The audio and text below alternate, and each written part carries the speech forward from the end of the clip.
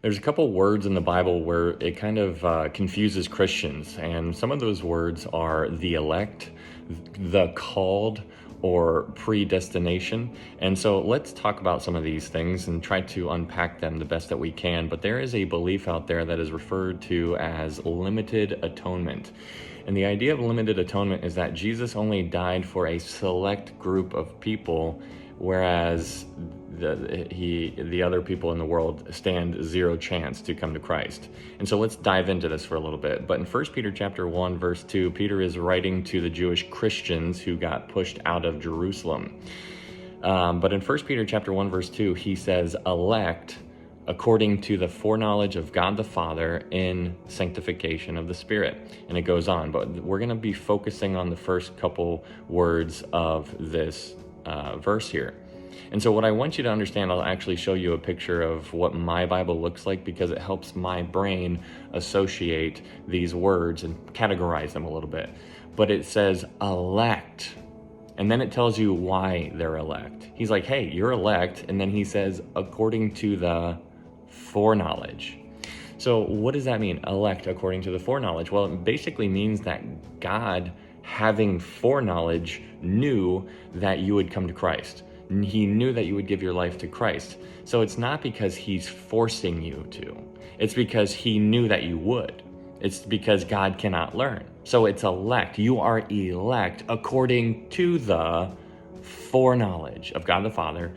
And that is something that is very important. So maybe if you wanted to write that down in your Bible to make it look like that, maybe that'll help you out. But another really good one is in 2 Peter chapter 2, verse 1. In 2 Peter chapter 2, verse 1, Peter continues. He says, but there were also false prophets among the people, even as there will be false teachers among you who will secretly bring in destructive heresies, even denying the Lord who bought them, and bring on themselves swift destruction. The phrase I want you to pay attention to here is what's going on in 2 Peter chapter 2, verse 1 is Peter is talking about false teachers. He's talking about false prophets. And then he says something that is so crazy. He says, even denying the Lord who bought them. What is that talking about? Peter is telling us very clearly that even those false prophets, even those false teachers over there, Jesus bought them too. That is so very important for us to understand. So when you hear words like the elect or the called or predestination, don't get confused by it. It's just we need to recognize that we cannot really understand what God understands. His ways are higher than our ways, and it's so really cool to see that Jesus bought those people who hate him, the people who were basically perverting the gospel.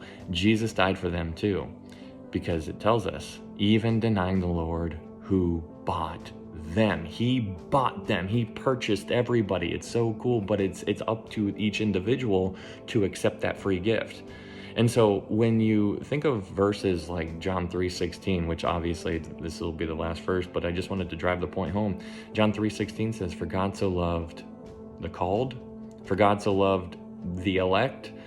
No, for God so loved the world that he gave his only begotten Son, that whosoever believes in him shall not perish, but have everlasting life. Hope this helps. Thanks, guys.